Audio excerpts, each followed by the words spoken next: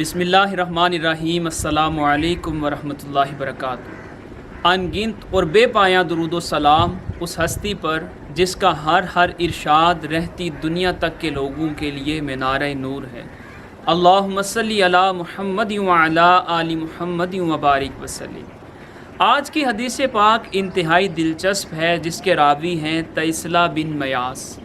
تیسلا زمانہ ماضی میں خارجی فرقے کے ساتھ کچھ عرصہ رہ چکے تھے۔ جن لوگوں کو نہیں پتا کہ خارجی فرقہ کیا ہے، ان کو بتاتا چلوں، خلیفہ راشد حضرت علی المرتضیٰ رضی اللہ تعالی عنہ کے دور کے اندر ایک فرقہ ظاہر ہوا جس کو خارجی فرقہ کہا جاتا ہے۔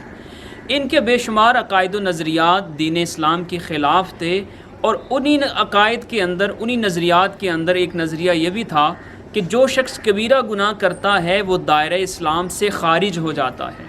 تو یہ تیسلا پریشان تھے، چونکہ زمانے ماضی کے اندر بے شمار کبیرہ گناہ کر چکے تھے، ان کے نزدیک وہ گناہ کبیرہ تھے۔ تو یہ اپنا معاملہ، اپنا مقدمہ لے کر حضرت عبداللہ ابن عمر رضی اللہ تعالی عنہما کے پاس آتے ہیں، اور انہیں سارا ماجرا کہہ سناتے ہیں کہ میں نے زمانے ماضی میں کبیرہ گناہ کیے ہیں۔ تو عبداللہ ابن عمر ان سے سوال کرتے ہیں کہ آپ نے کون کون سے گناہ کیے؟ تو تیسلا ایک ایک کر کے وہ سارے گناہ گنواتے ہیں۔ تو حضرت عبداللہ ابن عمر جو صاحبان علم صحابہ کرام کے اندر ان کا شمار ہوتا ہے، اور حضرت سیدنا فاروق اعظم کے صاحبزادے بھی ہیں، انہوں نے جواب دیا کہ جو تم نے گناہ کیے وہ کبیرہ گناہ نہیں، بلکہ کبیرہ گناہ تو 9 ہیں جو رسول اللہ صلی اللہ علیہ وسلم نے ہمیں بتلائی۔ پھر انہوں نے وہ 9 گناہ گنوائے بھی۔ ان میں سے اللہ رب العزت کے ساتھ شرک کرنا، کسی کو ناحق قتل کرنا، یتیم کا مال کھانا، سود کھانا، پاک دامن عورتوں پر تہمت لگانا، مسجد میں خلاف شرع باتیں کرنا، کسی کے ساتھ مذاق کرنا۔ مذاق سے مراد یہاں پر کہ کسی کی دل آزاری کرنا، مذاق کر کے اس کو تکلیف دینا، اور آخر میں آپ نے فرمایا کہ اپنے والدین کو اذیت دے کر انہیں رلانا، یہ کبیرہ گناہ ہے۔ پھر حضرت عبداللہ ابن عمر رضی اللہ تعالی عنہما نے سوال کیا کہ اے تیسلا، کیا تم پسند کرتے ہو کہ جہنم کی آگ سے بچ جاؤ اور جنت کے اندر داخل ہو جاؤ؟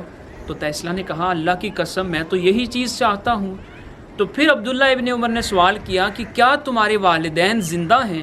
تو تیسلا نے جواب دیا میرے والد تو انتقال کر چکے ہیں، البتہ والدہ حیات ہیں، وہ زندہ ہیں۔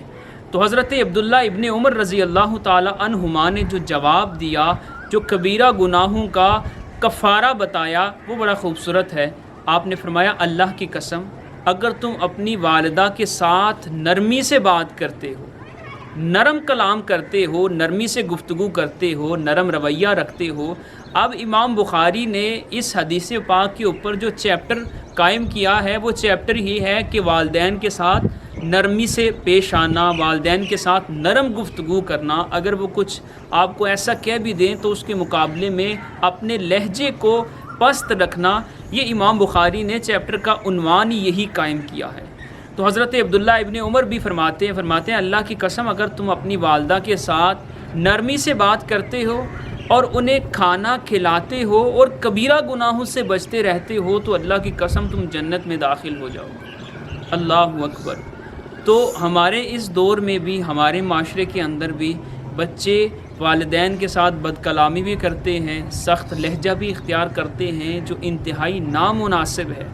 اس چیز سے والدین ناراض بھی ہوتے ہیں، پریشان بھی ہوتے ہیں، اور پچھلی احادیث کے اندر ہم یہ پڑھ چکے ہیں کہ والدین کی ناراضگی وہ اللہ کی ناراضگی بھی ہے۔ اگر آپ کے والدین آپ سے ناراض ہو گئے تو اللہ رب العزت بھی آپ سے ناراض ہو جائے گا۔ اللہ رب العزت ہمیں اپنے والدین کے ساتھ نرم رویہ رکھنے کی توفیق عطا فرمائے۔ اب چلتے ہیں اپنے دوسرے سیگمنٹ کی طرف، دوسرے حصے کی طرف، اصول حدیث کی طرف۔ پچھلی حدیث پاک میں ہم نے حدیث قدسی پڑھی تھی، اور حدیث قدسی کے بارے میں ہم نے یہ پڑھا تھا کہ وہ حدیث جس کا اختتام، یعنی جس کی سند اللہ رب العزت پر جا کر ختم ہوتی ہے، نبی پاک صلی اللہ علیہ وسلم اللہ رب العزت کے حوالے سے کوئی بات بیان کرتے ہیں۔ آج کی حدیث پاک اسے حدیث مرفوع کہا جاتا ہے۔ مرفوع کا لفظی مطلب ہے، یہ رافع سے نکلا ہے، جس کا مطلب ہے بلند و برتر۔ چونکہ اس حدیث پاک کی نسبت ایک بلند و بالا اور عظیم المرتبت ہستی کی طرف کی جاتی ہے جو حضرت رسالت مآب جناب محمد رسول۔ لفظ مرفوع یہ رافع سے نکلا ہے، اور رافع کا مطلب ہے بلند و بالا، بلند و برتر۔ چونکہ اس حدیث پاک کی نسبت ایک ایسی ہستی کی طرف کی جاتی ہے جس کا مقام بہت بلند ہے، یعنی جناب رسالت مآب حضرت محمد رسول اللہ صلی اللہ علیہ وسلم ان کی طرف کی جاتی ہے، تو اسی وجہ سے اس حدیث پاک کو حدیث مرفوع کہتے ہیں۔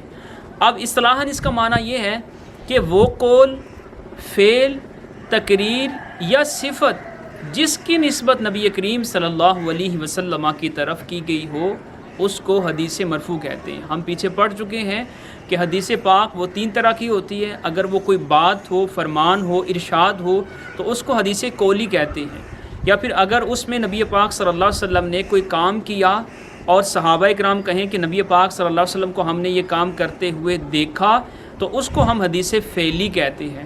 اور اگر آپ صلی اللہ علیہ وسلم کے سامنے کوئی ایسا کام ہوا جس پر آپ صلی اللہ علیہ وسلم نے خاموشی اختیار کی، منع نہیں کیا، تو اس کو حدیث تقریر کہتے ہیں۔